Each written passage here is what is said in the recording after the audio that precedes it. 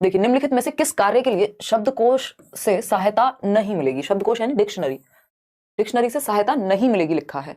पहला ऑप्शन है उच्चारण में सुधार, यानी आपको अपने प्रोनाउंसिएशन में अगर सुधार करना है, शब्द संपदा में सुधार करना है, यानी आपका जो वोकैब है वो बढ़ जाए, वर्तनी यानी स्पेलिंग सही क्या है तो उसके लिए भी आप डिक्शनरी का कई बार प्रयोग करते हैं। लिखावट में सुधार, उच्चारण के लिए आपको पता लग जाता है कि क्या वर्ड है और कई बार उसमें दिया भी होता है ब्रैकेट में, या आप आजकल की जो मॉडर्न डिक्शनरीज हैं अगर आप बात करेंगे ऑनलाइन वालों की भी, तो वहां पे ऑप्शन है आपके पास कि कैसे आप उस वर्ड को प्रोनाउंस करेंगे, तो उच्चारण में सहायता कहीं ना कहीं मिलती है। नहीं तो लिखा भी होता था जो पुरानी जमाने की डिक्शनरीज होती थी कि इसको ऐसे उच्चारण इसका ऐसे होगा, ठीक है ना। तो डिक्शनरी उच्चारण में सहायता देती है, ये बात सही है। शब्द संपदा यानी वोकैब में भी हेल्प करेगी, आपके शब्द भंडार को बढ़ाएगी। वर्तनी में सुधार यानी स्पेलिंग में भी इंप्रूवमेंट होता है। लेकिन एक चीज है, लिखावट में सुधार, आपकी राइटिंग या आपकी लिखावट कैसे सुंदर बनाएगी डिक्शनरी, उसका काम ये थोड़ी है। वो तो वो वाली बुक्स होती थी ना जिनको आप सुलेख करते थे, है ना। तो लिखावट में सुधार सुलेख से होगा, किसी और तरीके से करेंगे आप, लेकिन डिक्शनरी आपकी लिखावट में सुधार नहीं कर सकती, यानी आपकी राइटिंग सुंदर कैसे बनाएगी डिक्शनरी, है ना। तो इसका आंसर जो है वो डी है। जितने भी, बिल्कुल,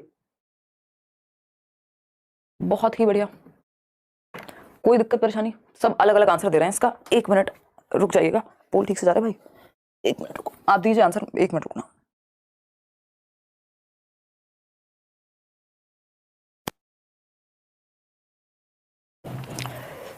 ठीक, आगे बढ़ेंगे।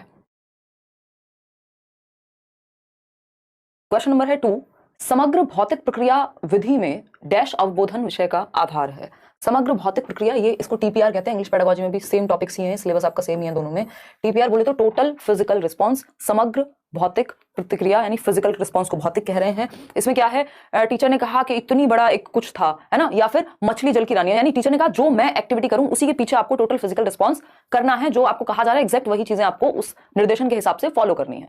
बात तो सही लग रही है ना। तो टीपीआर में क्या है, विषय अवबोधन में डैश अवबोधन विषय का आधार है, यानी जो समझ पा रहे हैं वो किस बेसिस पे समझ पा रहे हैं, सुन करके समझ पाएंगे या पढ़ करके समझ पाएंगे या बोल करके या लिख करके। तो श्रवण करके टीचर जो बोलती है उसके पीछे आपको वो एक्टिविटीज रिपीट करनी है पूरी बॉडी से, या जो भी एक्टिविटी कही जा रही है, तो ये सुन करके ही तो आप अवबोधन या पता लगा पा रहे हैं कि क्या कहा है टीचर ने, तो ये लिसनिंग के द्वारा यानी श्रवण के द्वारा। तो A option is the right answer over here. आगे बढ़ेंगे, क्वेश्चन नंबर 3 देखिएगा, क्वेश्चन नंबर 3 देखिएगा, फिर जाकर के हम बढ़ेंगे आगे। क्वेश्चन नंबर 3 कहता है जब विद्यार्थी आनंद के लिए पढ़ते हैं, इसका तात्पर्य वे डैश में संलग्न है, यानी बच्चे किसके लिए, आनंद के लिए, प्लेजर के लिए पढ़ रहे हैं, ठीक है, उनको इंटरेस्ट है इसलिए पढ़ रहे हैं।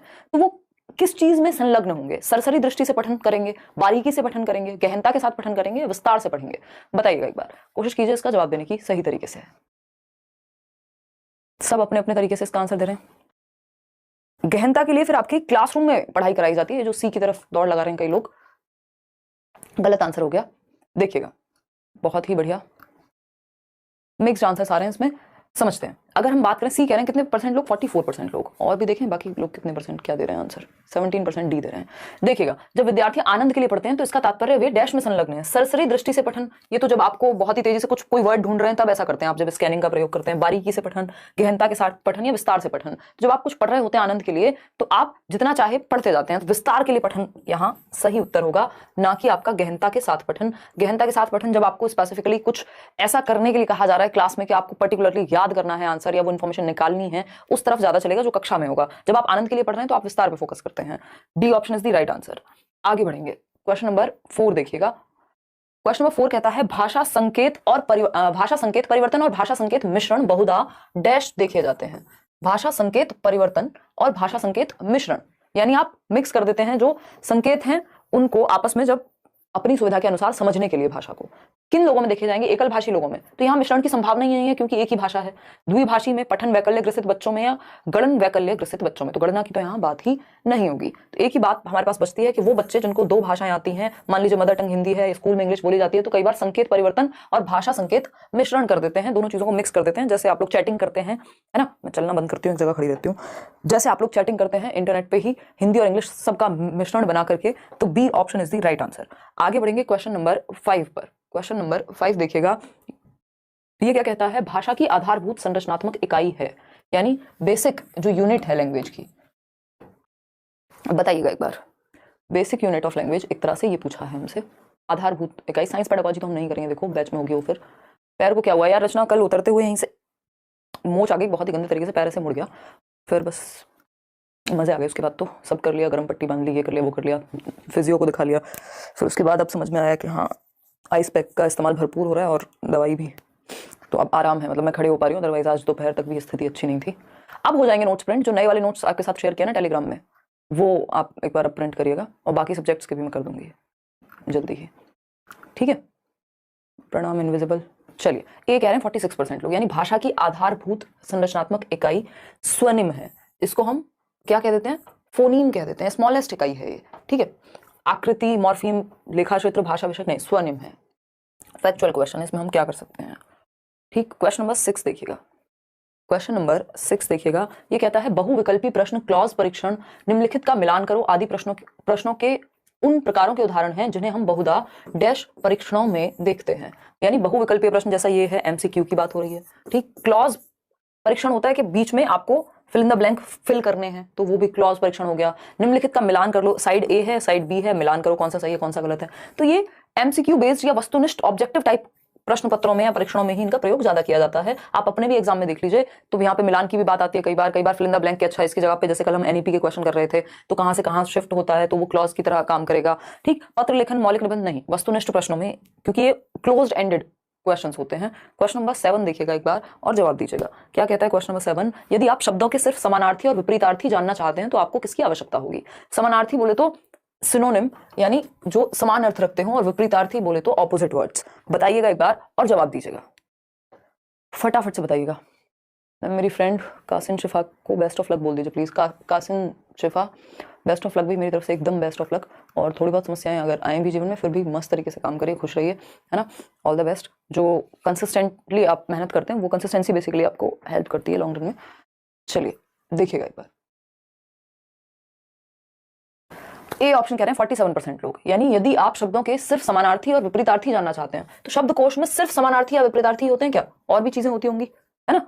संकलन शब्द समूहों का सूचीकोश या उच्चारण निर्देशिका।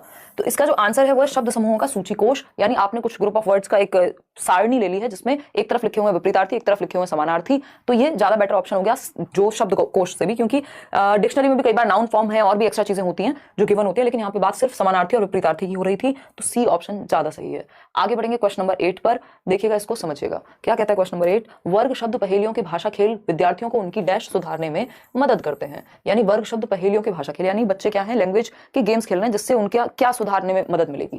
पहेलियां पूछी जा रही हैं उनसे एक तरह से, तो पठन, शब्द संपदा, लेखन या वाचन। देखिएगा एक बार और बताइए, फटाफट से बताइएगा। पहेलियों की बात हो रही है, तो खेल विद्यार्थियों की किस चीज को सुधारने में मदद करेंगे? बेसिकली उनके पास ज्यादा शब्द होंगे, शब्द भंडार उनका बेहतर हो जाएगा, शब्द संपदा उनकी बेहतर हो जाएगी, क्योंकि पहेलियां जरूरी नहीं है पढ़ के, लिख के या बोल करके ही उनको यूज करनी है, वो सुन रहे हैं और उससे उनका शब्द बेहतर हो रहा है। अगर पढ़ भी रहे हैं तब भी शब्द भंडार बेहतर होगा। क्वेश्चन नंबर 9 देखिएगा फटाफट से, ये क्या कहता है? क्वेश्चन नंबर 9 है, सुश्री सुधीना कक्षा 1 में भाषा पढ़ाती हैं। वह अपने विद्यार्थियों को कविता और शिशु गीत पढ़ाना पसंद करती हैं, जिन्हें विद्यार्थी पहले सुनते हैं फिर दोहराते हैं। तो जो टीचर हैं सुधीना जी, वो कक्षा 1 में भाषा यानी लैंग्वेज को पढ़ाती हैं, और कविता और शिशु गीत जो छोटे बच्चों के लिए होते हैं, पोएम्स और बाल गीत टाइप, उनको पढ़ाना पसंद करती हैं, जिन्हें विद्यार्थी पहले सुनते हैं फिर दोहराते हैं। तो सुश्री सुधीना अपने विद्यार्थियों को डैश को पुष्ट कर रहे हैं, किसको? श्रवण एवं वाचन को, वाचन एवं पठन को, श्रवण एवं पठन को, या फिर पठन एवं लेखन को? बताइएगा एक बार। 76% लोग कह रहे हैं ए ऑप्शन है। इसमें आप लोग सही ही दे रहे हैं ज्यादातर लोग जवाब, बहुत ही बढ़िया। मैम आपका आवाज भारी है, ख्याल रखिए। हाँ, तबियत यार आज सही नहीं, ऑफकोर्स आवाज तो भारी लगेगी, मैं सिर्फ इस क्लास के लिए ही उठी हूँ, नहीं तो हिम्मत नहीं थी। देखिएगा, अगर हम बात करें 74% लोग कह रहे हैं श्रवण एवं वाचन, जो कि सही है। भाई जब आप किसकी बात हो रही है, कविता और शिशु गीत सुन रहे हैं, पढ़ाना पसंद करती हैं, जिन्हें पहले वो सुनते हैं मतलब श्रवण कौशल बेहतर होगा, फिर दोहराते हैं मतलब वाचन यानी बोलना कौशल बेहतर होगा, वाचन मतलब स्पीकिंग स्किल्स। तो ए ऑप्शन ही यहाँ पे नो डाउट सही है, क्योंकि पहले वो सुन रहे हैं, तो यहाँ पे वाचन बाद में नहीं आ सकता, पहले श्रवण कौशल बेहतर होगा, क्योंकि पहले सुन रहे हैं फिर बोल रहे हैं या दोहरा रहे हैं। क्वेश्चन नंबर 10 देखिएगा एक बार, ये कहता है, जब कोई विद्यार्थी भाषा का प्रयोग अपनी भावनाओं, संवेगों और विचारों को अभिव्यक्त करने के लिए करता है या करती है, वह भाषा के डैश प्रकार का प्रयोग कर रही है। यानी जब आप एक विद्यार्थी है मान लीजिए, और आप लैंग्वेज को यूज कर रहे हैं अपने इमोशंस को, अपने भावना, अपनी फीलिंग्स को और अपने थॉट्स को एक्सप्रेस करने के लिए, तो ये किस तरह का फंक्शन है लैंग्वेज का, ये पूछा है। बहुत बड़ी आकांक्षा, कल तक हो जाएगी, ठीक है, तबियत इतनी बड़ी कोई प्रॉब्लम नहीं है, चल जाएगा काम। कोई कह रहा है इतनी सी मोच में हिम्मत टूट गई आपकी, माही कह रही है यार इतनी सी नहीं, मेरे को लाइफ टाइम में शायद पहली बार ही, मतलब आज तक कभी ऐसा हुआ नहीं कि मोच आ गई हो या कुछ, तो ये मेरे लिए पहली बार ही था और सच में ही खतरनाक था। देखिएगा एक बार, अगर हम बात करें क्वेश्चन नंबर 10 की, जब कोई विद्यार्थी भाषा का प्रयोग अपनी भावनाओं, संवेगों और विचारों को अभिव्यक्त करने के लिए करता है, फटाफट से बताइए। तो डैश प्रकार का प्रयोग कर रही है। सी ऑप्शन 39% है। इतनी दूर से आपको बहुत पता लग रहा है इतनी सी है या कितनी सी है। देखो एक बार, सी ऑप्शन 39% लोग व्यंजक और अर्थपूर्ण प्रकार रेखा, बिल्कुल, कि आप भाषा का प्रयोग किस लिए कर रहे हैं, अपनी बात को अभिव्यक्त करने के लिए, तो मीनिंगफुली आप लैंग्वेज को यूज कर पा रहे हैं, सिर्फ सूचनाओं का या निर्देश देने के लिए या विकास मूलक, ऐसा नहीं है। आप क्या कर रहे हैं, मीनिंगफुली लैंग्वेज का यूज कर रहे हैं। ठीक है, आगे बढ़े। क्वेश्चन नंबर 11 देखिएगा। श्री जगबीर की बात हो रही है, टीचर हैं श्री जगबीर। श्री जगबीर अपनी कक्षा 2 में श्रुत लेख के प्रयोग से अपने विद्यार्थियों की डैश क्षमता में सुधार कर रहे हैं। जगबीर क्या है, टीचर हैं, कक्षा 2 में है। ठीक, श्रुत लेख यानी जिसको हम इमला कहते हैं, डिक्टेशन कहते हैं, तो बच्चे सुन करके लिख रहे होंगे, श्रुत लेख में तो यही होता है ना, डिक्टेशन। ठीक, अब देखिएगा एक बार,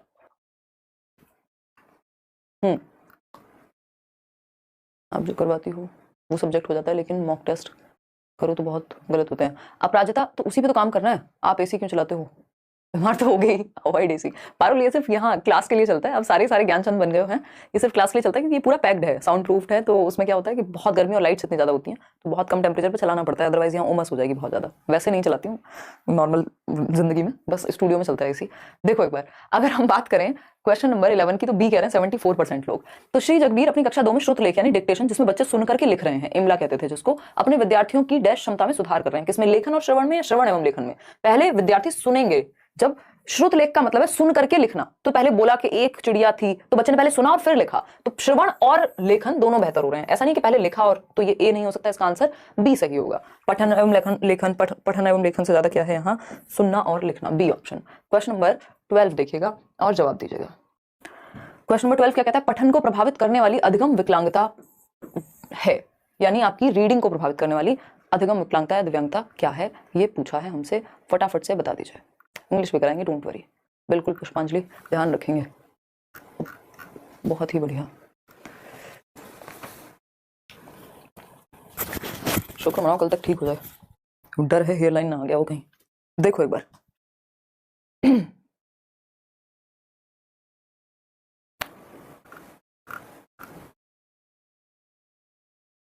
कोई बात नहीं, हिंदी वीक है तो ठीक भी तो हो सकती है, ऐसी क्या बात है।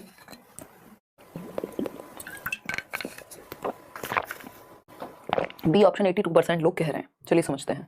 पठन को प्रभावित करने वाली अधिगम विकलांगता पठन वैकल्य है, या वैफल्य भी कह देते हैं, जिसको डिस्लेक्सिया कहते हैं। ये 1 नंबर में क्वेश्चन सीडीपी में भी मिलेगा, ये आपको हिंदी में भी मिलेगा, इंग्लिश में भी मिलेगा, तो डिस्लेक्सिया के आसपास 3-4 नंबर का काम आपका हो जाएगा। तो ये लेखन वैफल्य नहीं, लेखन वैफल्य डिस्ग्राफिया होता है, यानी जब लिखने में दिक्कत हो, यहाँ पढ़ने की दिक्कत है, तो पठन वैकल्य है। गणन वैकल्य कैलकुलेशन वाला डिस्कैलकुलिया हो जाएगा, आचरण जैसा हम कुछ पढ़ते नहीं है, तो B option is the right answer. आगे बढ़ेंगे, क्वेश्चन नंबर 13 देखिएगा, और 2 क्वेश्चन हैं, आज की क्लास जल्दी खत्म करेंगे। सुश्री परवीन की कक्षा में बहुधा विद्यार्थियों से अपेक्षा की जाती है कि वे उनके पीछे पीछे दोहराएं। सुश्री प्रवीण डैश अनुसरण कर रही हैं, यानी टीचर हैं सुश्री प्रवीण और वो पढ़ाती हैं अपनी कक्षा में, और अपेक्षा की जाती है कि जो वो पढ़ा रही हैं बच्चे पीछे पीछे दोहराएं। तो वो किसका अनुसरण कर रही हैं, अपनी कक्षा में पुनरावृत्ति ड्रिल का, अपनी कक्षा में वार्तालाप ड्रिल का, पूरा करने की ड्रिल का, या कक्षा में विकल्प ड्रिल का। ना तो यहाँ विकल्प दिया जा रहा है, ना यहाँ कुछ पूरा करना है, ना बात करनी है आपस में, जो सुना है उसी को दोहराना है। इसका मतलब क्या हो गया, अपनी कक्षा में पुनरावृत्ति ड्रिल का। लैंग्वेज में कई बार ड्रिल का प्रयोग करने की जरूरत पड़ती है, तो सेम चीज रिपीट कर रहे हैं बच्चे, ताकि उच्चारण बेहतर हो सके। आगे बढ़ेंगे, क्वेश्चन नंबर 14 देखिएगा, ये आ गया आपका सस्वर पठन गतिविधियां। सस्वर पठन गतिविधियों की जब हम बात कर रहे हैं, तो सस्वर पठन गतिविधियां डैश हैं, बताइएगा। पढ़ाना सीखना शुरू करने वाले पाठकों के लिए लाभदायक हैं, यानी जिनको पढ़ाना सिखा रहे हैं उनके लिए।